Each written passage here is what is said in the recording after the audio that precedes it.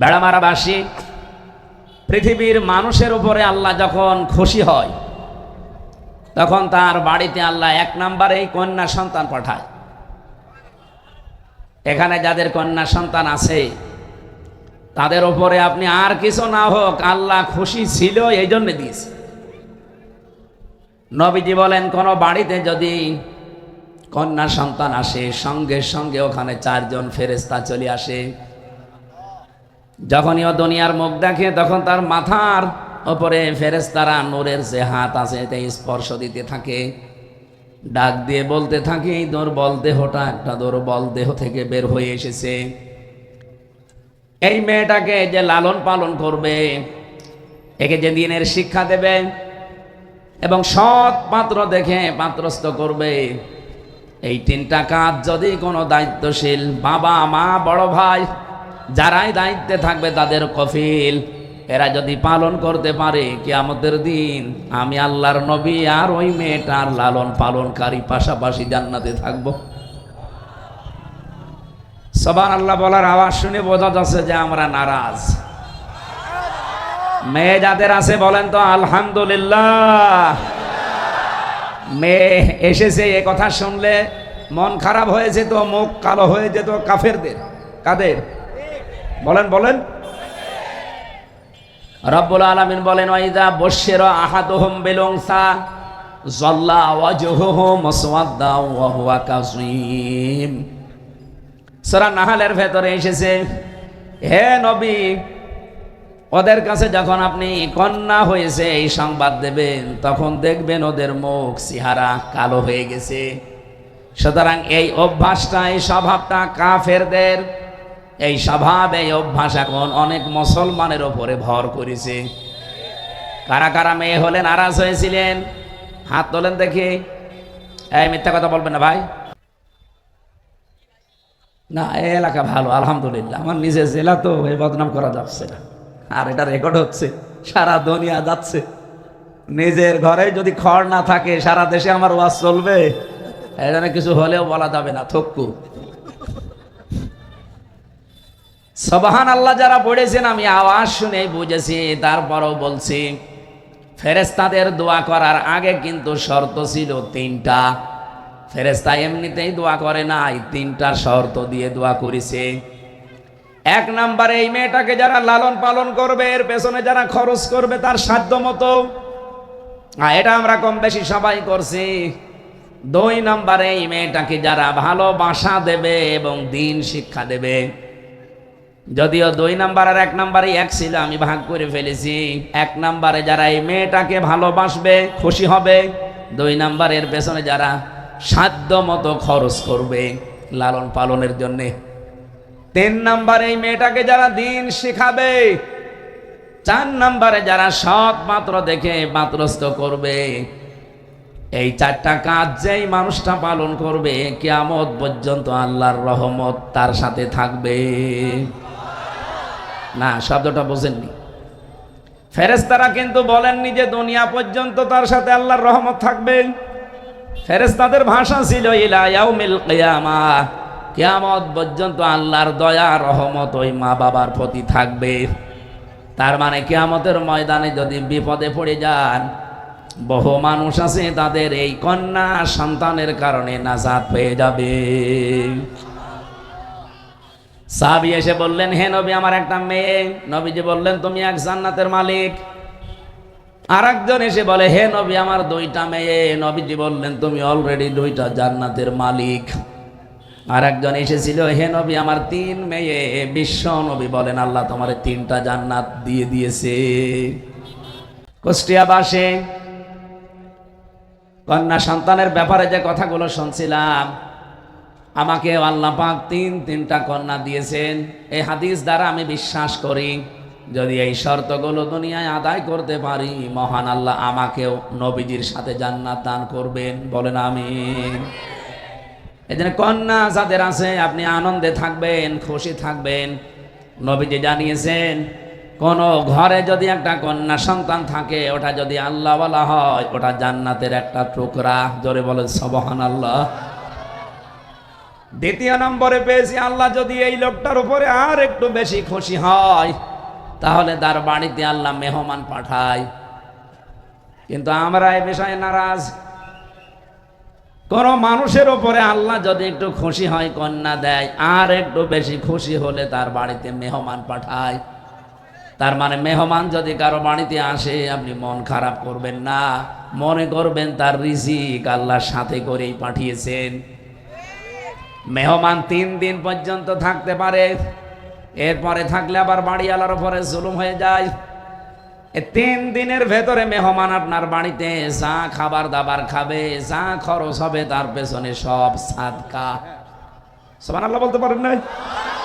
বলেননি কেন জানি, মেহমান আসলে তো আমরা নারাজ হয়ে যায়। 3 নম্বরে বিশ্ব নবী বলেন আল্লাহ যদি ওই লোকটার উপরে আরো একটু বেশি খুশি হয় তখন তার শরীরের ভেতরে অথবা পরিবারের রোগ শোক চাপিয়ে দেয়। সুতরাং রোগ যাদের হয় মন খারাপ করা যাবে না, এটা আল্লাহর দয়া। আল্লাহ চায় আমার এই বান্দাকে আমি নিষ্পাপ অবস্থায় দুনিয়া থেকে বিদায় দেব। এর আগে যদি কোনো ছোটখাটো অপরাধ থাকে এই অসুস্থতা দিয়ে আল্লাহ ওইটা মাফ করে দেয়। এমনকি মমিন বান্দা বান্দীদের যদি জ্বরও হয় সে যেন মন খারাপ না করে, এই জ্বরের কারণেও তার অপরাধগুলো আল্লাহ ক্ষমা করে দেয়। নবীজি বলেন এই লোকটার উপরে যদি আল্লাহ আরো বেশি খুশি হয় তাহলে সেই এলাকায় আল্লাহ বৃষ্টি দেয়। আল্লাহর খুশির কারণ কয়টা পেলাম? আরো জোরে বলেন। 1 নম্বরে আল্লাহ বেশি খুশি হলে তার বাড়িতে কন্যা সন্তান দান করেন।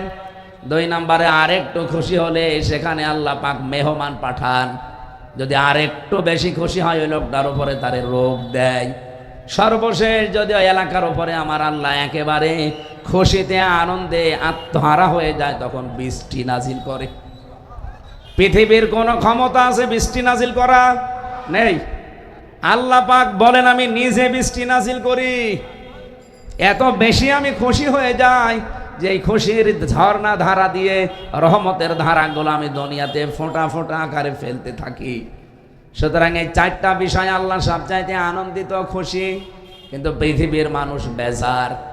সিস্টেম অপর পৃষ্ঠায় দেখুন, এই পৃথিবীতে আল্লাহ সবচাইতে বেশি 4টা কাজে নারাজ রাগান্বিত হয়ে যায়, কিন্তু দুনিয়ার মানুষ এই 4টা কাজ করতে পেয়ে অনেক আনন্দে থাকে। তার 1 নম্বরে যৌতুক। এলাকাতে যৌতুক নেই। বিশ্বাস করেন যারা বিবাহ শাদী করেছেন অথবা সামনে করবেন, আমার নিজের জেলা হিসাবে বড় মায়া মহব্বত নিয়ে দায়িত্ব নিয়ে বলছি, এই জেলা থেকে সংস্কার আরম্ভ হওয়া লাগবে। আগামী থেকে এই জেলায় যেন কোনো যৌতুক না থাকে। আপনারা একমত আছেন না? এখানে ছেলের বাপও আছে, মেয়ের বাপও আছে। আমার মনে হয় ছেলের বাপ হাত মিলেছে কম। সবাই হাত তোলা লাগবে, বিয়ে করেন আর না করেন। লিল্লাহে তাকবীর। দেখেন তো হাত তোলেন কে? তোলেন। আজকে এই জিনিসটা কুষ্টিয়া জেলা থেকে বাদ যাবে। কোরআনের ময়দানে হাত তুলে ওয়াদা করলেন যে যৌতুক নেবেন না, দেবেন না। এরপরেও যদি পেপারে দেখতে পাই না যে যৌতুকের কারণে গোলাপনগরে অমকে গলায় দড়ি দিয়েছে, আপনার কিন্তু খবর আছে। বলতে পারেন আপনি কি করবেন?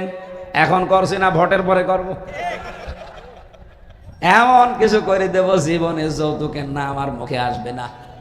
আমরা তো এই সমস্ত সংস্কারগুলো আগামীতে করতে চাই। কথা বলেন ঠিক কিনা? যৌতুক এটা মানবতার সাথে মহা কৌতুক। এই কৌতুক এই দেশে অন্তত আর চলবে না। আমার মনে হয় যৌতুকের টাকা না নিয়ে পায়খানা করে খেয়ে ফেলবেন ভালো, না অসুবিধা নেই। কারণ পায়খানা করে খেয়ে ফেললে আপনার 1টা গোনা হবে মাত্র, আর যৌতুকের টাকা যারা নিয়েছেন আপনার ডবল গোনা হবে। এই কথা বলেন। একটা কবিরা গোনা আর একটা জুলুমের গোনা। 18 বছর, 20 বছর, 25 বছর পর্যন্ত মেয়েটাকে লালন পালন করে আপনার হাতে দিচ্ছে। শ্বশুর শাশুড়ির পায়ে তো সেজদায় পড়ে থাকার কথা, যদিও মানুষের পায়ে সেজদা দেওয়া জায়েজ নেই। আপনি আবার ভুল বুঝবেন না, হুজুর বললো কি? শ্বশুর শাশুড়িকে আমার মনে হয় সম্মানে আপনার নত হয়ে যাওয়ার কথা, যেখানে শুকরিয়া আদায় করার কথা। কারণ এই মেয়েটা আপনাকে এই পৃথিবীতে জেনা থেকে, ব্যভিচার থেকে বাঁচিয়ে রাখে। এত বড় নিয়ামত আপনার জীবনে যে শ্বশুর আর শাশুড়ি তৈরি করে দিল, এরপরও তার কাছে মোটরসাইকেল নেওয়া লাগবে, 2 লাখ টাকা নেওয়া লাগবে, এর মতো বড় জালেম দুনিয়ায় আর নেই। এরকম জুলুম করেছেন কারা? হাত তোলেন দেখি। এই এলাকায় যৌতুক নেই আমার বলবেন তো আগে থেকে, আমি তো জানতামই না। মেয়ে আমারও কিন্তু 3টা আছে, এলাকায় বিয়ে দেব। এরপরে যদি দেখি যে না বাবা শাহজালাল, আশা করছি এটা ভুলে যাবেন। এলাকায় শুরু হয়েছে কি বা আছে কিনা জানি না, আমার মনে হয় আছে। এই যে বরযাত্রী যাওয়া মেয়ের বাড়িতে, এটা কিন্তু ইসলামে নেই, এটা হিন্দুদের কালচার থেকে এসেছে। ইসলামে আছে অলিমা। কি আছে? অলিমার অনুষ্ঠান করা হয়। এটা কি ছেলের বাড়িতে না মেয়ের বাড়িতে? ছেলের বাড়িতে। সুতরাং আপনি যদি কিছু করতেই চান, বিবাহ করতে পেরেছেন, আনন্দ করবেন, করেন, অলিমা করেন নিজের বাড়িতে। দরকার হয় মেয়ের বাড়ি থেকে আরো 500 লোক এনে খাবার খাওয়ান। একদিকে আপনি আনন্দিত, পুরাটা অনুষ্ঠান হয়ে যাবে ইবাদত। এই জন্য অলিমা করা সুন্নাত, আর বরযাত্রী করা এটা হারাম।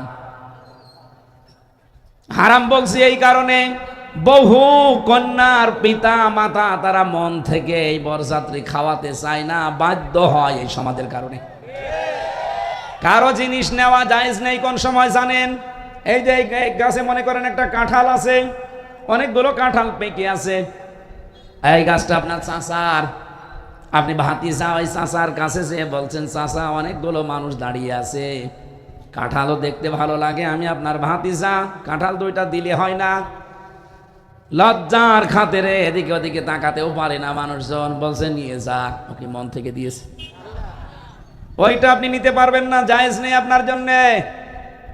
যদিও চাচা কাঁঠাল দিয়েছে, মন থেকে দেয়নি, এদিকে ওদিকে তাকিয়ে দিয়েছে।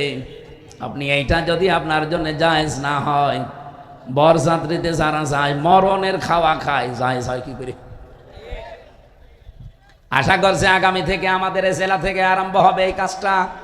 এখন থেকে আর কোনো বাড়িতে বরযাত্রী যাওয়া যাবে। বরযাত্রীর দাওয়াত দিলে বলবেন না আমি ওর ভেতরে নেই, আপনি অলিমা করেন, আমি আরো গোষ্ঠী সৈন্য নিয়ে যাব। এই কথা বলেন না কেন? আরে ভাই আপনি জবাব দেন না, আওয়াজও দেন না। আমি যে বারবার এতক্ষণ পেঁচাচ্ছি কথাগুলো এমনি না, আমার 3টা মেয়ে বিয়ে দেওয়া লাগবে না? যৌতুক নামে মানবতার সাথে এই মহা অভিশাপ, এটা আজ বাংলাদেশ থেকে চিরবিদায় করা লাগবে। 2জন মহিলা আমাদের মাথার উপরে ছিল এতদিন, এই 2টা মহিলা কোনো দিন এ বিষয়ে কথা বলে নাই। অন্তত পুরুষ মানুষ যারা আছে তারা তো বোঝার কথা। আজকে থেকে তওবা করা যায় না যে না আর যৌতুকের টাকা নেব না, এটা পায়খানার চাইতে নিকৃষ্ট। 2 নম্বরে হাদিস পেয়েছি, বিশ্ব নবী বলেন আল্লাহ যদি সব চাইতে বেশি রেগে যায় কোন মানুষের ওপরে, যেই মানুষটা গীবত করে। গীবতটা কি? যেই দোষ কোনো মানুষের ভেতরে আছে, ওই লোকটার কথাগুলো যদি আপনি বাইরে প্রচার করেন তাহলে সে মন খারাপ করতে পারে, এইটার নাম গীবত। বাংলাদেশে গীবত যাই হয় হোক না কেন, তার চাইতে বেশি হয় এই দেশে তোহমত। এটা মারাত্মক গীবতের চাইতেও।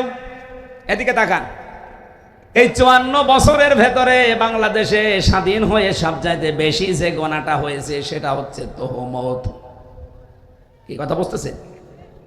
যে যেই দেশ করে নাই ওই দোষটার উপরে চাপিয়ে তাকে কালার করে দেয়, তার বদনাম বের করে। এটা বাংলাদেশে ছিল না।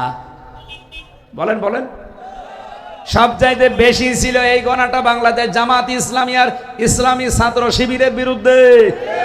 আপনি মন খারাপ করলে আমি বলবো যেহেতু সত্য কথা, যে দোষ তাদের ওপরে এতদিন দেওয়া হয়েছে আন্দাজে, এই দোষে বহু দোষী আছে, তাদের কোনো দোষ নেই।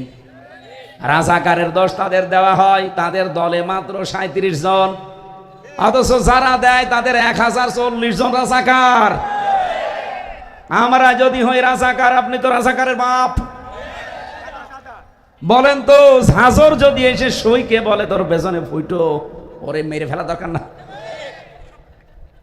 আপনার দলে 1040 জন রাজাকার, তাও লিস্টেড, আর আপনি আমার 37 জন নিয়ে মেতে আছেন। সুতরাং আগামী থেকে এই কথা আর কোনোদিন শুনবো না, জবাব দেওয়া লাগবে। কেন বলেন এই মিথ্যা কথা? নিজেরটা ঠিক করতে পারেন না।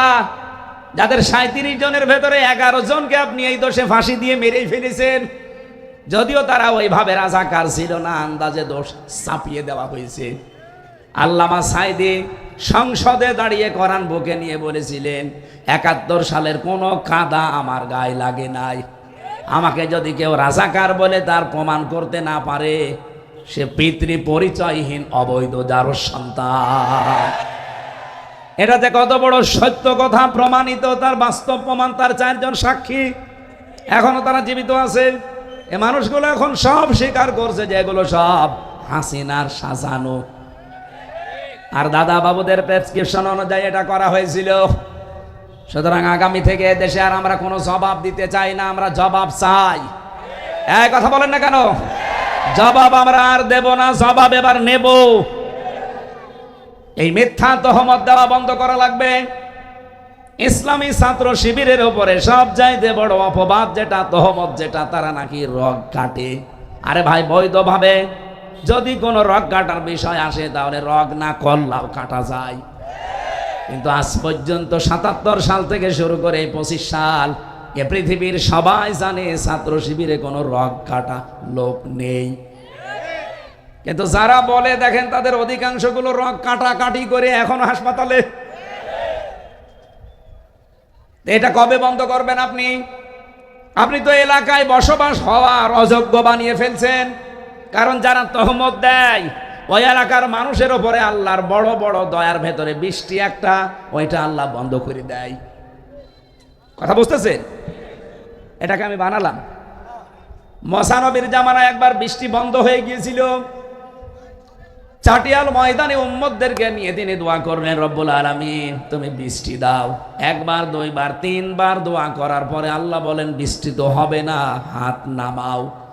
মুসা নবী রাগী নবী ছিলেন, উনি আল্লাহকে বারবার খালি প্রশ্ন করতেন, রব্বুল আলামিন এগুলো তো আমার উম্মত, আমার নাই মায়া লাগে, কিন্তু তোমার তো বান্দা, তোমার কি মায়া লাগে না? আল্লাহ পাক বলেন মায়া লাগে কিন্তু বৃষ্টি দেব না। মায়া লাগে বৃষ্টি দেবা না মানে দেওয়া লাগবে।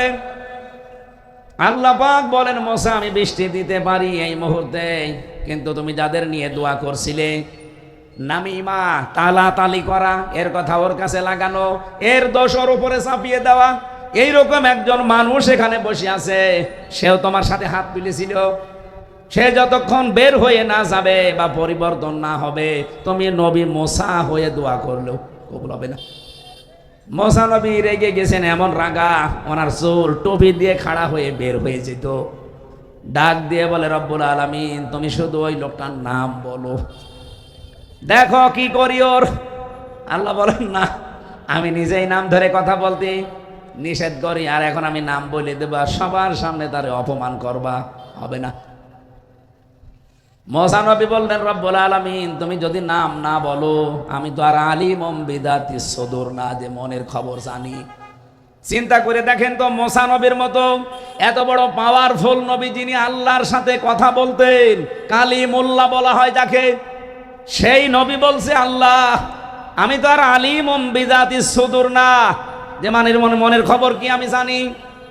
নবী মুসা যদি এটা না জানে, বাংলাদেশে বহু ভণ্ড পীর আছে, তারা মনের খবরও জানে। এগুলো যে ডাহা বাটপারি, মিথ্যা প্রতারণা, ধোঁকাবাজি ছাড়া আর কিছু বলেন। আজ যে বহু বানানো মাজার ভেঙ্গে ফেলা হচ্ছে, যদিও আমি এর পক্ষে না, আল্লাহর ওলিদের মাজার থাকবে সংরক্ষিত, আপনি সেখানে যেয়ে দোয়া করবেন শুধু, কিন্তু তার কাছে কিছু চাইবেন না। অথচ এই ভেড়া মারার বুকেও বহু জায়গায় আমরা মাজার বানিয়ে অনেকেই ব্যবসা করে খাচ্ছি।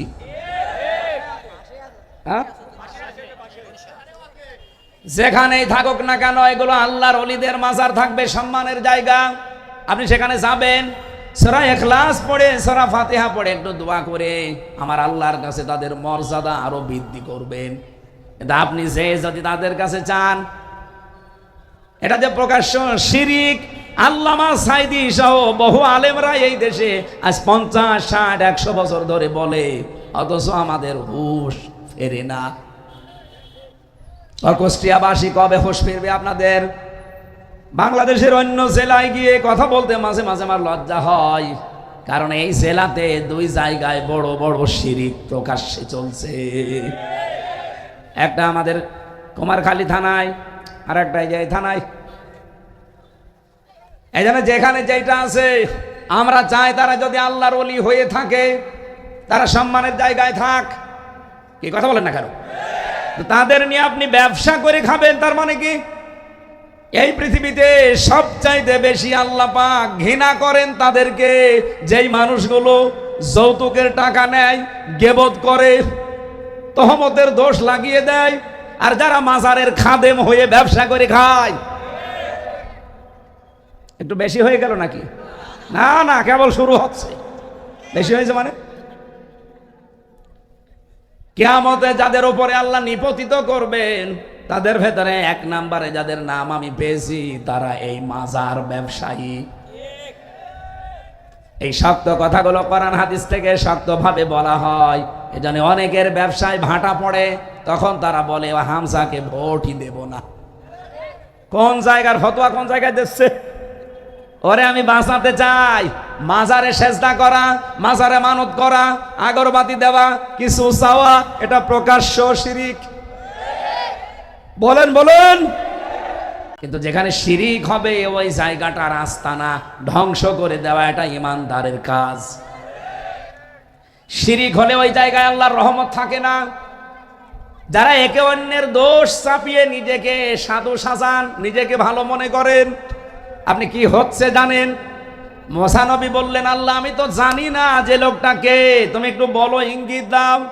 আল্লাহ পাক বলেন, না, নাম বলা যাবে না, তবে একটা সিস্টেম বলি, ওখানে যে সবাইকে নিয়ে তওবা করবা, ওই লোকটাও তোমার সাথে তওবা করবে, আর তওবা যদি কবুল হয়ে যায় সঙ্গে সঙ্গে বৃষ্টি নাজিল হবে।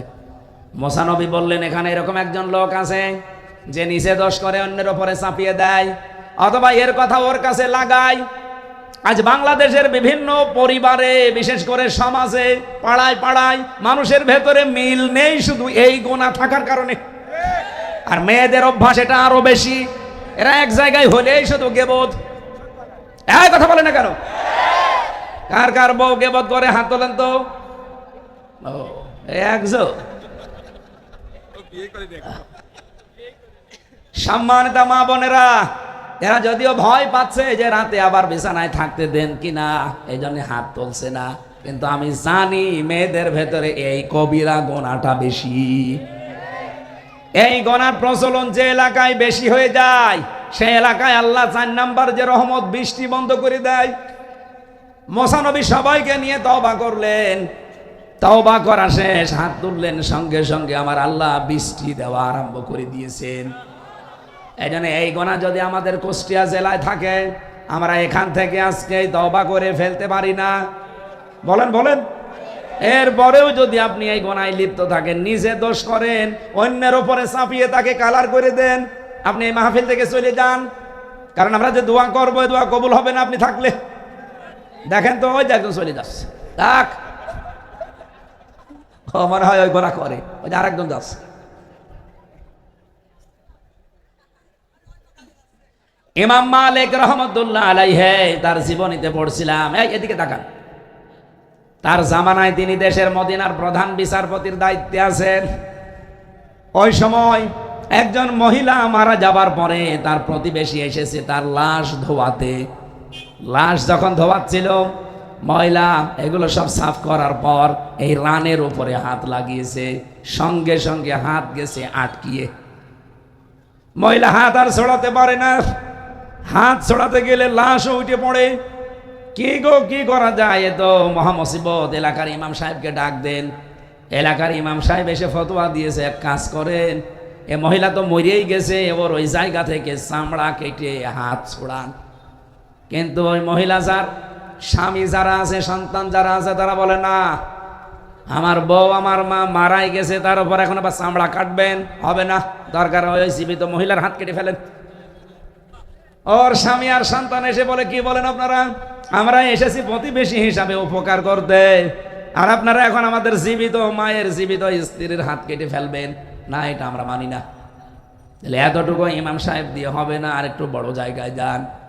জেলা শহরের যিনি সর্বোচ্চ ইমাম, তারে ডাক দিয়েছে। উনি বলছে, এক কাজ করেন, মহিলা তো মরে গেছে, কাটতে দেয় না, এ জীবিত যারা তারাও কাটতে দেয় না, আমাদের দ্বারা আর হবে না। এই দেশের প্রধান বিচারপতি যিনি হজরতে ইমাম মালিক, তারে ডাক দেন। ঘোড়ায় চড়ে গেলেন সেই মদিনায়, প্রায় 250 কিলোমিটার দূর। ওখান থেকে নিয়ে আসলেন এই এলাকাতে। অনেক ডাক দিলেন, পর্দা দিয়ে ঘিরে দাও, আমি মেয়েকে কয়েকটা প্রশ্ন করতে চাই। ইমাম মালিক রহমতুল্লাহ আলাইহি পর্দার আড়াল থেকে মেয়েটাকে জিজ্ঞাসা করছে, এই মেয়ে, সত্যি করে বলো, লাশ ধোয়াতে গিয়ে কি কি হয়েছে? মেয়েটা বলে, ইমাম সাহেব আপনি আমারে বাঁচান, আমি কিচ্ছু করি নাই। না, যা হয়েছে সব বলা লাগবে, আমার কাছে কিন্তু কোরআন আর হাদিসের রাডার আছে, আমি ধরে ফেলবো। মেয়েটা বলছে, খলিফা ইমাম, আমি যখন লাশ ধোয়াচ্ছিলাম, সর্বপ্রথম আমি একটা খারাপ মন্তব্য তার উপরে নিক্ষেপ করেছিলাম, যে কিছুদিন আগে এই মেয়ে লোকটাকে আমি একটা যুবক ছেলের সাথে রিকশায় যেতে দেখেছি বা গাড়িতে যেতে দেখেছি। আমি মনে মনে ধারণা করেছিলাম, ও তো দেখতে শুনতে ভালো, পর্দাও করে, কিন্তু চরিত্র ভালো না। এই যে খারাপ একটা ধারণা নিক্ষেপ করেছি তার উপরে, এ করতে করতে আমার হাত হঠাৎ করে তার এই রানের সাথে আটকিয়েছে, এরপরে আমি আর কিছু জানি না।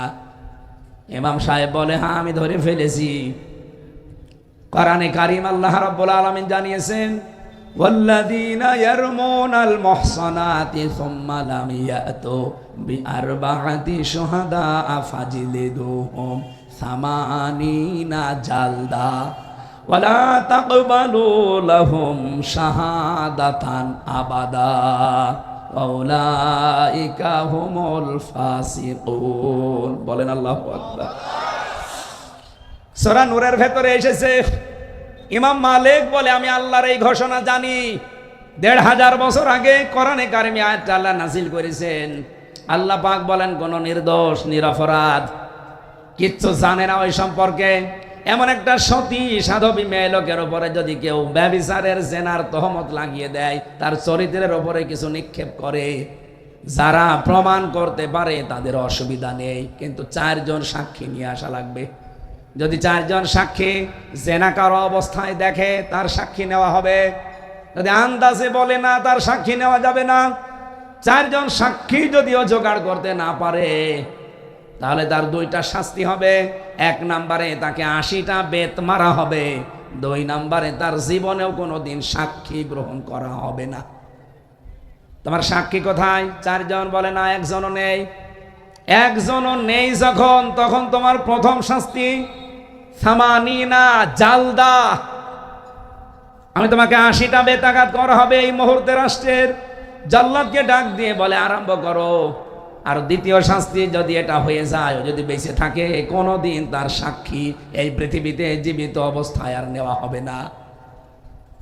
আমি ওনার জীবনী পড়তে গিয়ে পেলাম, ওই সময় মনে হচ্ছিল বাংলাদেশে যদি এই আইনটা, বিশেষ করে সূরা নূরের আইনটা সংসদে আমরা চালু করে দিতে পারতাম, এই দেশে মিথ্যা সাক্ষীর জন্য যত মানুষ জেলখানায় আছে, একজনেও জেল খাটা লাগতো না। মামলার আয়ুদেরকে ধরে আগে জেলে নেওয়া লাগতো, কারণ ওরা এই মিথ্যা সাক্ষীগুলো লেখে। আমার মামলার আয়ু যেটা, ওইটা কুষ্টিয়ার চোড়হাসের 4 জনকে টাকা পয়সা দিয়ে ম্যানেজ করেছে, তাও নিজের টাকা না। আমারে ধরে নেওয়ার পরে আমার বাবারে বলেছে, টাকা দেন 10 লাখ, নাইতে আমার রিমান্ডে কিন্তু দেব। সর্বশেষ আমার বাবা তাড়াতাড়ি করে 8 লাখ টাকা দিয়েছে। মামলার ওই আয়ু এখনো জীবিত আছে, বাড়ি মাদারীপুরে। এই লোকটা, ওখানে 4 জন, 2 জন হিন্দু, 2 জন নামে মুসলমান। আপনি এখনো চোড়হাসে যে মিষ্টির দোকানে জিজ্ঞাসা করবেন। আমার তো যখন সাক্ষী দিতে আমি দেখতাম, ওদেরকে আমার বাবার কাছ থেকে এই টাকা নিয়ে সাক্ষীদেরকে টাকা দিয়েছে 1,25,000 করে। ওদেরকে বলেছে তুমি শুধু বলবো যে হামজা এই এই, বাকি আমি সব লিখে নেব। জীবনে যেই কাজ কোনোদিন করি নাই, ওই দলের প্রধান আমারে বানিয়ে মামলা দিয়েছে আমি নাকি আনসারুল্লাহ বাংলা টিমের প্রধান। ও সাতাশে কি আমি আজ পর্যন্ত জানি না। আমার প্রথম মামলায় ছিল আমি নাকি আনসারুল্লাহ বাংলা টিমের সারা বাংলাদেশের প্রধান। আপনি নাম শুনেছেন? কেউ কেউ শুনতে পারেন, আমি তো ওর আগে ভালো জানতাম না। আমারে বলছে কি কি জানেন লেখেন, ওই রিমান্ডে মাটির নিচে। আমি বলছি কিচ্ছু জানি না, আপনাদের কাছেই শুনছি। জানি না তখন লিখব কি? ওনারা নিজেরাই বানিয়ে বানিয়ে লিখে ওই সাক্ষীদের কাছ থেকে সই নিয়ে ওইটাই চালিয়ে দিয়েছে। আমার নামে বলেছে উনি 164 দিয়েছে, এই দেখেন ওনার কথা। অথচ একটা কথাও আমার না, সব ওদের লিখিত। এই কারণে 3 বছর আমার আটক করে রেখেছিল, ছাড় দেয়নি। আমার মতো বহু মানুষ আমি দেখেছি ভেতরে বিনা কারণে, এই মিথ্যা সাক্ষীর কারণে তারা জেল খাটতেছে, ওই বিষয়ে তারা কিচ্ছু জানে না। আমার তো মনে হয় আগামীতে বাংলাদেশে আইন পাশ করা দরকার। কেউ কারো বিরুদ্ধে যদি মামলা দেয়, আর মামলা যদি প্রমাণ করতে না পারে যে দেবে, তারেও জেলে দেওয়া লাগবে। বলেন আপনার কারণে, কোন কারণে আমি 3টা বছর জেল খাটলাম? বলেন। প্রমাণ হয়ে গেছে যে আগস্টের 5 তারিখের পরে মামলা আমার শুধু জামিন না, খারিজ হয়ে গেছে। আদালত কর্তৃক আমি নির্দোষ, আমার কোনো দোষ তারা পায়নি, সম্পৃক্ততা পায়নি। তাহলে 3 বছর আমাকে জেলে রাখলেন কেন? এই জন্য মামলার আয়ু থেকে একেবারে হাসিনা পর্যন্ত সবাই দায়ী। আর কথা বলেন না কেন? এই দেশে আগামী থেকে এরকম মিথ্যা সাক্ষী, এটা সংস্কার করা দরকার না? আমরা এই সংস্কার চাই। এইটা চাইতে গেলে তখন মানুষের মন পাওয়া যায় না। অত দরকার কি? আগে নির্বাচন দেন, আমরা করে নেব, তোমরা করবা। তোমরা যত মিথ্যা মামলা এখনই 1 বছর 1 মাসের ভেতরে বানিয়ে ফেলেছো। বাংলাদেশ জামাত ইসলামের শ্রদ্ধাভাজন আমির, উনি আগস্টের 5 তারিখের পরেই বলেছিলেন, না আমরা কারো বিরুদ্ধে মিথ্যা মামলা দিতে চাই না, সত্য যারা তাদের ওপরে আপনি অ্যাকশন নেন, কিন্তু মিথ্যা কারো ওপরে দোষারোপ আমরা চাপাতে চাই না। উনি এই হাদিস জানেন। তাই তো বহু মানুষ দেখলাম মিথ্যা মামলা দিয়ে মিথ্যা সাক্ষী জোগাড় করে একেবারে বাবা শাহজালাল সব হালাল করে খেয়ে যাচ্ছে। না, এ থানায় নেই। ইমাম মালিক ডাক দিয়ে বলেন, আল্লাহর বান্দি, আজকে থেকে জীবনে যতদিন বেঁচে আছো কোনোদিন তোমার আর সাক্ষী গ্রহণ করা হবে না, এ তোমার শাস্তি। প্রথম যেহেতু তোমার কোনো সাক্ষী নেই, 4 জন, তুমি আন্দাজে মনে মনে ধারণা করে এই কাজ করেছো। যে মেয়েটা মারা গেছে তার স্বামীকে তার ছেলেকে জিজ্ঞাসা করা হচ্ছে যে এই যে একটা যুবক ছেলের সাথে বাড়িতে যাচ্ছিল, এই ছেলেটাকে? স্বামী বলছে ওইটা আমার শালীর ছেলে। বলেন তো, শালীর ছেলে হলে এই মেয়েটার কি হয়? বোনের ছেলে। যেই 14 জন মহিলার সাথে দেখা করা জায়েজ আছে, তার ভেতরে বোনের ছেলে আছে না নেই? এই বলেন না কেন? 14 জন পুরুষ মানুষের সাথে আপনি দেখা করতে পারবেন। আপনার বাবা, আপনার ছেলে, আপনার ভাই, আপনার দুধ ভাই, এরপরে আপনার বোনের ছেলে, আপনার ভাইয়ের ছেলে, আপনার জামাই। জামাই মানে আপনি মেয়ে যার সাথে বিয়ে দিয়েছেন ওইটা জামাই। এরকম 14 জনের নাম আমি সূরা নিসার ভেতরে পেয়েছি। এই 14 জনের সাথে আপনি দেখা করতে পারবেন, কথা বলতে পারবেন, কিন্তু মুখমণ্ডল, হাতের কবজি আর পায়ের পাতা খোলা রাখা, বাকি শরীর ঢেকে রাখা লাগবে। কথা বুঝতেছেন? মেয়েরা যদি কেউ দেখা করতে চান তাহলে 14 জন পুরুষের নাম সূরা নিসার 21 নম্বর আয়াতটা পড়ে নেবেন। যাদের সাথে বিবাহ করা হারাম, এদের সাথে দেখা করা জায়েজ, কিন্তু শুধু মুখ, হাত আর পায়ের পাতা বাদ দিয়ে পুরা শরীর ঢেকে রাখা লাগবে। বলেন তো, এই যে 14 জনের নাম আমি একটা একটা করে এখন বলবো, এর ভেতরে স্বামীর নাম আছে না? নেই। একে ওয়াজ শুনছে নাকি ওকে মাজারে আছে? আমি এটা আপনাদের জন্য বলছি না, মেয়েদের জন্য। আপনার স্বামীর নাম নেই কেন? স্বামীর কাছে আপনার কোনো পর্দা নেই। যেই মহিলা তার স্বামীর সামনে যত বেশি খোলামেলা থাকবে, তত বেশি তার সওয়াব বাড়তে থাকবে। যেই কয়টা চুল আপনি স্বামীর সামনে খুলে রাখবেন, অতগুলো সওয়াব পাবেন। নবীজি বলেন, কোন স্ত্রী যদি স্বামীকে আনন্দ দেওয়ার জন্য হাসে, হাসতে গিয়ে যদি দাঁত বের হয়ে যায়, একটা দাঁত বের হলে একটা নফল হজের সওয়াব হয়, দুইটা বের হলে দুইটা নফল হজের সওয়াব হয়, 6টা দাঁতের কথা আছে। আমার মনে হয় বারবার সুবহানাল্লাহ বললে বাড়ি যেয়ে দেখবো না দাঁত কেলিয়ে পড়ে আছে।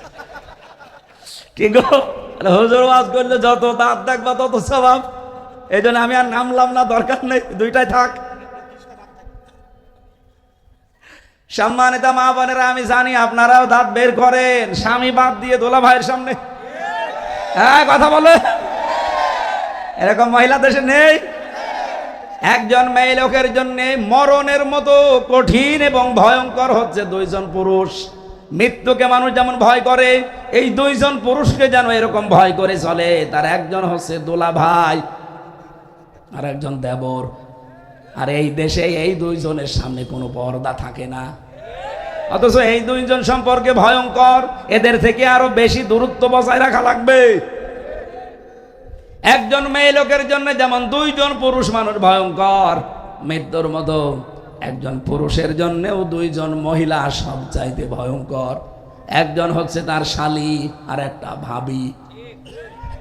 অনেকে ফতোয়া বের করেছে ভাবি আমার মায়ের মতো, ওর দাঁত খুলে ফেলা দরকার শয়তান। কয়দিন পরে দেখা যাচ্ছে ভাবিরে নিয়ে আল্লাহ রাস্তায় চলে গেছে। আরে ভাবির যদি মায়ের মতো হয়, মায়ের সাথে কেউ পালায়, হ্যাঁ কথা বলেন না কেন? তার মানে আপনার এটা ফন্দি ফিকির। এই ভেড়া মারায় যদি কেউ এরকম মনে করে থাকেন, বাদ দেন এই ধান্দা। ইমাম মালিক ডাক দিয়ে বললেন, জল্লাদ পিঠের উপরে চাবুক লাগাও। একটা একটা করে চাবুক মারতেছে, প্রায় ৭৯টা হয়ে গেছে, কিন্তু হাত খোলে না। ইমাম মালিক ডাক দিয়ে বললেন, জল্লাদ খবর কি? বলেন না, হাত তো খোলে নাই, আর একটা চাবুক বাকি আছে। ইমাম মালিক ডাক দিয়ে বললেন, দেখেন আল্লাহর কোরআন আমি 100% বিশ্বাস করি, এখানে কোনো 2 নাম্বারই নেই। অবশ্যই আমাদের কোনো কিছু ভুল হয়ে যাচ্ছে। মেয়েটাকে জিজ্ঞাসা করলেন পর্দার আড়াল থেকে, তুমি কিন্তু মুখ দিয়ে অথবা অন্তর দিয়ে এই ধারণাটা নিক্ষেপ করেছিলে, এই খারাপ ধারণা, অথচ ওই মহিলার চরিত্র ওইরকম না। আল মুসলিমু মান সালিমাল মুসলিমুনা মিন লিসানিহি ওয়া ইয়াদিহি।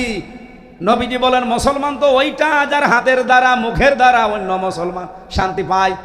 অথচ আজ বাংলাদেশে হাত মানে শুধু এই হাত না, হাত মানে ক্ষমতার হাত, হাত মানে প্রভাবের হাত, হাত মানে আইনের হাত। এই সমস্ত হাতের দ্বারা এবং মুখের দ্বারা যদি কোনো মানুষ কষ্টে থাকে, মুসিবতে থাকে, আল্লাহর কসম আপনি আল্লাহর নবীর উম্মত এখনো হতে পারেননি। যেহেতু হাত দিয়ে তুমি লাশ ধোয়াচ্ছিলে আর মুখ দিয়ে কথা বলছিলে যে এই মেয়েটার এই চরিত্র এই খারাপ, এই খারাপ, রব্বুল আলামিন তার এই পবিত্রা বান্দার প্রতি এরকম উল্টাপাল্টা ধারণা করা পছন্দ করে নাই। এজন্য সঙ্গে সঙ্গে পাপের শাস্তি দিয়েছে, হাত গেছে আটকিয়ে।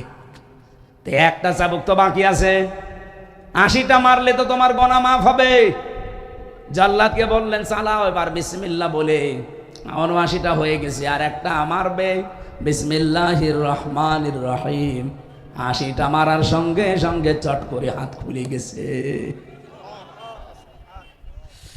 আমার ভাইরা, আমি যেটা বোঝাতে চাই এই জীবনী থেকে, আন্দাজে কোনো ধারণা করলে যদি এই শাস্তি আল্লাহ সঙ্গে সঙ্গে চাপিয়ে দেয়, আমার মনে হয় এইরকম শাস্তি যদি বাংলাদেশে আজকে থাকতো, আর ডাকসুতে যত রকমের দোষ চাপানো হচ্ছে সাদিক কায়েমের ওপরে আর ফরহাদের ওপরে, সবগুলো বন্ধ হয়ে যেত। আন্দাজে দোষ চাপিয়ে দেয়। আপনি রাগ করবেন না, আপনার হাতে পায়ে ধরে বলছি, বিবেকটা একটু কাজে লাগান। সাদিক কায়েম গোপনে, ফরহাদ গোপনে পেছনে থেকে যে কাজটা করে দিয়েছে, তাদের মাথায় তুলে রাখার কথা এই জাতির, অথচ কত শোতানাতা দোষ তাদের ওপরে গোপনে চাপিয়ে দেওয়া হচ্ছে। এখন এই জাতির মতো নিকৃষ্ট এবং নেমো খারাপ মানুষ আমি আর পৃথিবীতে পাই না। জাতির সূর্য সন্তান যারা পৃথিবীর প্রত্যেকটা দেশের দিকে তাকান, তারা জাতির সূর্য সন্তানদেরকে মাথায় তুলে রাখে। এত বড় কঠিন অবস্থা থেকে যারা আজ আমাদেরকে উন্মুক্ত জীবনে ফিরিয়ে দিল, সে যেভাবে হোক, তাদেরকে আজ জাতি উল্টা পাল্টা দোষ দিতে দ্বিধাবোধ করে না। আল্লাহ এদেরকে সম্মতি দান করেন। এরপরেও যদি এ মানুষগুলোর হেদায়েত আল্লাহর জানা থাকা যে হবে না, এদেরকে যেন নমরুদ ফেরাউনের মতো হালাক করে দেন, বলেন আমিন। এত বড় কঠিন কথা আমি বলতাম না, এই আচরণগুলো দেখে বলছি। সুতরাং আল্লাহ সবচাইতে নারাজ এবং মন খারাপ হয়, আল্লাহর রাগান্বিত হয়ে যায় যখন মানুষ গীবত করে আর এর কথা ওর কাছে চাপিয়ে দেয় মিথ্যা তহমত দিয়ে। 3 নম্বরে বিশ্বনবী জানিয়েছেন, মানুষ যখন সুদ খায় তখন আল্লাহ আরো বেশি রেগে যায়। অথচ বাংলাদেশে এখন ঘরে ঘরে সুদ। এই কথা বলুন, এলাকায় এখানে এটা আছে কিনা আমি জানি না, যে টাকা ছেড়ে রাখে, টাকা আসে 1000 টাকা দিয়ে রাখে, মাসে মাসে 100 টাকা করে বেশি পায়। এরকম যদি কেউ থাকেন, আমি অপমানের জন্য না, সংশোধনের জন্য বলছি, আপনার জন্য আমি আজকে এমন একটা কাজ করে দেব, আপনি ছেড়ে দেবেন। হাত তোলেন তো দেখি, টাকা ছেড়ে রেখেছেন আপনি? এই হাত তুলে আবার নামিয়ে ফেলছে না, আপনি হাত তুলেছেন যখন, বলেন কয় টাকা ছেড়েছেন? এই 10-20 হাজার মানুষের সামনে আপনার লজ্জা হয়? কিয়ামতের দিন এই লোকটা যদি সত্যি টাকা ছেড়ে রাখে, যতই দাড়ি থাক, এই কপালে লেখা থাকবে সুদখোর, আরে মুখের ওপরে লেখা থাকবে মায়ের সাথে জেনাকারী। অথচ এখন আমরা এই অপরাধটা দেখতে পাচ্ছি না, আল্লাহ সাত্তার নামের কারণে এগুলো গোপন আছে। কিয়ামতের দিন আল্লাহ এটা ওপেন করে দেবে। যে যে অপরাধ করছেন ওইটা কিন্তু তার এই শরীরের ভেতরে ফুটে উঠবে। আপনি কার জন্য করছেন এই সুদের টাকা ইনকাম? আপনি বলেন তো আপনার বউকে যে সুদ খেয়ে এত বড় বড় লোক আমি, এত কিছু উপায় করি তোমাদের শান্তির জন্য, গোনা যদি একটু হয় তোমরা নিবা। আমার মনে হয় কোনো বউ রাজি হবে। আজকে এই বাড়ি যে পরীক্ষা করি তো, যে আমার চলতে কয় টাকা লাগে, আমি আমার নিজের জন্য না, তোমাদের শান্তি সুখের জন্য কিন্তু একটু উল্টাপাল্টা করি, গোনা একটু হয় আমিও জানি। এখন বলো তো আমার এই অপরাধটা তোমরা একটু ভাগ নেবে? একটা বউ, একটা ছেলে মেয়ে, কেউ রাজি হবে না। কার জন্য চুরি করছেন? যার জন্য চুরি করি সেই যদি কিয়ামতে বলে চোর, এরকম পাগল চোর দেশে আছে। আমরা এরকম পাগল হতে চাই? আল্লাহ আমাদের হেফাজত করুন। 4 নম্বরে সবচাইতে বেশি আমার আল্লাহ একেবারে যখন সর্বশেষ রেগে যায়, যখন আল্লাহ দেখে লোকটা মিথ্যা কথা বলছে। আর এইটাই বাংলাদেশে বেশি। বলেন, বিশ্বে আমি যতগুলো দেশে এই ছোট বয়সে ঘুরেছি, সবচাইতে বেশি মিথ্যা পেয়েছি বাংলাদেশ আর ভারতে। বিশ্বের কোন দেশে আমি এত মিথ্যা কথা পাইনি। এমনকি চরিত্র পর্যন্ত, এই যে চুরি করার স্বভাব, অন্যের জিনিস নিজের মনে করে নিয়ে যায়। মালয়েশিয়া বিশ্ববিদ্যালয়ে ঘুরছিলাম, হঠাৎ করে দেখে একটা মোবাইল পড়ে আছে। আমার সাথে যে ছেলেরা ছিল তারা এই দেশের না, অন্য দেশের। 120টা দেশের ছেলে মেয়ে সেখানে পড়াশোনা করছে। আমারে বলছে, মাওলানা এই যে মোবাইলটা পড়ে আছে, বিশাল ক্যাম্পাস, আমাদের কুষ্টিয়া বিশ্ববিদ্যালয়ের প্রায় 20 ডবল বড় হবে, এত বড় বিশাল এরিয়া। এই এলাকা থেকে ওই এলাকা যেতে মানুষ গাড়ি নিয়ে যায়। আমারে বলছে যে মোবাইলটা পড়ে আছে, এর পাশ দিয়ে যদি শুধু বাংলাদেশ আর ভারতের ছেলে মেয়েরা না যায়, কিয়ামত পর্যন্ত মোবাইল পড়ে থাকবে, কেউ নেবে না। আমার কি নাম করলো না, বাঁশ দিল। আমারও বলছে শুধু বাংলাদেশের আর ভারতের ছেলে মেয়েরা যদি যায়, এ গায়েব করে ফেলবে। কিন্তু অন্য কোন দেশের ছেলে মেয়েরা এর পাশ দিয়ে গেলে শুধু দেখবে, তাকাবে না। আর যদি নেয়, ও হারানো জিনিস যেখানে জমা দেয়, ওখানে একটা জায়গা আছে, ওখানে জমা দিয়ে দেবে। আমি ওনার ভাষায় জিজ্ঞাসা করলাম ইংরেজিতে, যে ভাই আপনি কি আমার সুনাম করলেন না বাঁশ দিলেন? আপনাদের দেশের মানুষের চরিত্র এইতে বলবো কি? আমরা এই চরিত্র পাল্টাতে চাই না। বলেন বলেন, আজকে থেকে একটা নিয়ত করা যায়, যত বড় বিপদ আসুক আর যাই হয়ে যাক, জীবনে আর কোনোদিন মিথ্যা কথা বলবো না। যারা রাজি আছেন হাত তোলেন তো, লিল্লাহি তাকবীর। এই দেখেন তো হাত তোলেনি কে? এই যে এরা হাত না তুলে বসে আছে, তোলেন। আলহামদুলিল্লাহ ভাই, কথা দিয়েছেন। কিন্তু প্রথমে যিনি জেলা আমির ছিলেন, কথা বলছিলেন, এর আগে যিনি আমি একটু হালকা শুনেছিলাম, তারা কিন্তু কোরআনের পক্ষে কারা আছেন হাত তোলেন। আপনারা হাত তুলেছিলেন। এবার কোরআনের পক্ষে আসার একটা সিস্টেম আসতেছে। যেহেতু আমি সেদিন বলেছিলাম যে বাংলাদেশে যে নির্বাচন একটা ইসলামের পক্ষে আর একটা মানুষের তৈরি করা আইনের পক্ষে, সুতরাং ইসলামের পক্ষে যারা আছে এরা আল্লাহর দল, আর যারা মানুষের তৈরি করা আইনের পক্ষে আছে সে যে দল হোক ওটা শয়তানের দল। সেই হিসাবে আপনি এবার কোন দিকে রায় দেবেন এই কথাটা যদি ঠিক না রাখেন আপনি মিথ্যাবাদী। হাত তুললেন, দড়ি ছাড়া বেঁধে ফেলেছি, এক কথা বল। আল্লাহ আমাদের এই যে 4-8টা জিনিস বললাম, 4টা জিনিসে যেটা আল্লাহ নারাজ ছেড়ে দেওয়ার তৌফিক দিন, যেটা আল্লাহ খুশি আমাদেরকে আনন্দে আত্মহারা হয়ে আঁকড়িয়ে ধরার তৌফিক দিন, বলেন আমিন। সূরা ফাতিরের একটা আয়াত আর লক্ষ লক্ষ হাদিসের একটা টুকরা পড়েছি। 32 নম্বর আয়াতটা পড়েছিলাম। রব্বুল আলামিন বলেন সুম্মা আওরাসনাল কিতাবাল্লাযীনা ইসতাফাইনা মিন ইবাদিনা ফামিনহুম যালিমুল লিনাফসি ইলা আখির আয়াত। রব্বুল আলামিন বলেন অতঃপর আমি এই পৃথিবীতে কোরআনের উত্তরাধিকারী, কিরা কোরআনের ধারক বাহক, কোরআনের জ্ঞান আমি আল্লাহ শুধু আমার বান্দার বান্দিদের মাঝে তাদেরকেই দান করি, তাদেরকে আমি আল্লাহ মনোনীত করি, পছন্দ করি। ও বাংলার মুসলমানেরা, আজ আমরা যারা আলেম আছি এখানে আলেমদের কিছু দায়িত্ব কর্তব্য, সে আলেম নারী হোক আর পুরুষ হোক। আলেম মানেই শুধু নামের আগে মাওলানা মুফতি লেখা আছে এটাই আলেম না। যতটুকু জ্ঞান আপনি পেয়েছেন আপনি ওই জ্ঞানের আলেম। আপনি নামাজ সম্পর্কে মনে করেন কিছু জানেন, আপনি নামাজের আলেম। আপনি যাকাত সম্পর্কে কিছু জানেন, আপনি যাকাতের আলেম। এক কথা বুঝতেছেন? শরীয়তের পূর্ণাঙ্গটা যারা জানে আমরা তাদেরকে অনেকে আলেম মনে করি। রব্বুল আলামিন বলেন আমার কিতাব যেহেতু পূর্ণাঙ্গ পরিপূর্ণ, সুতরাং আমার কোরআনের জ্ঞান যারা পাবে এই মানুষগুলো যেমন তেমন মানুষ না, এরা আমার মনোনীত। সুম্মাস্তফাই না, এদেরকে আমি ইস্তেফা করি, এদেরকে আমি মনোনীত করেছি, এদেরকে আমি নির্বাচিত করেছি, পছন্দ করি। এই জন্য এদেরকে আমি শুধু আমার কোরআনের ধারক বাহক, জ্ঞানী, এলেম দিয়ে ধন্য করেছি। কিন্তু আমার এই বান্দাবান্দিদের ভেতরে যারা কোরআনের জ্ঞান পেয়েছে, কোরআনের এলেম পেয়েছে, এরা আবার 3 প্রকার। এদিকে তাকান, এবার আপনারটা আসতেছে। কম বেশি আমরা এখানে যারা আছি অন্য জাতির লোক বাদ দিয়ে সবাই কোরআনের কিছু না কিছু জানি না, জানি না? বলেন বলেন। কিছু না জানলে সূরা ইখলাস জানেন না?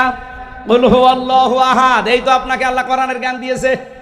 রব্বুল আলামিন বলেন ফামিনহুম যালিমুল লিনাফসিহি, এদের ভেতরে এক প্রকার বান্দা আছে যারা কোরআনের জ্ঞান পেয়েছে কিন্তু তারা জালেম, তারা নিজেদের উপরে জুলুম করেছে।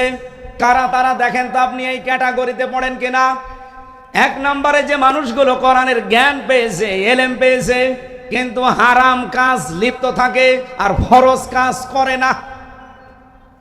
এই মানুষগুলো নিজেদের উপরে নিজে জুলুম করার কারণে কিয়ামতে উঠবে, কিন্তু আলেম হয়ে না, জালেম হয়ে। এদেশে এরকম জালেম নেই, হারাম কাজে লিপ্ত থাকে, ফরজ কাজগুলো করে না। 2 নম্বরে মিনহুম মুকতাসিদ, মধ্যম পন্থা অবলম্বনকারী। এরা হচ্ছে ফরজ নামাজ, ফরজ কাজগুলো আদায় করে, হারাম কাজগুলো ছেড়ে দেয়, কিন্তু মাকরু কাজ, এরপরে মুস্তাহাব বিষয়গুলো ছেড়ে দেয়, মোবা বিষয়গুলো কিছু মনে করে না। আমি যে ব্যাখ্যাটা বলছি এটা ইবনে কাসির থেকে। আমার তো মনে হয় বাংলাদেশে এখন আমরা যারা নারী আর পুরুষ আছি কোরআনের জ্ঞানে এই 2 নাম্বারের ক্যাটাগরিতে আছি। ফরজ হয়তো আদায় করি, হারাম কাজও আস্তে আস্তে অনেকে ছেড়ে দেয়, কিন্তু মাকরু আছে।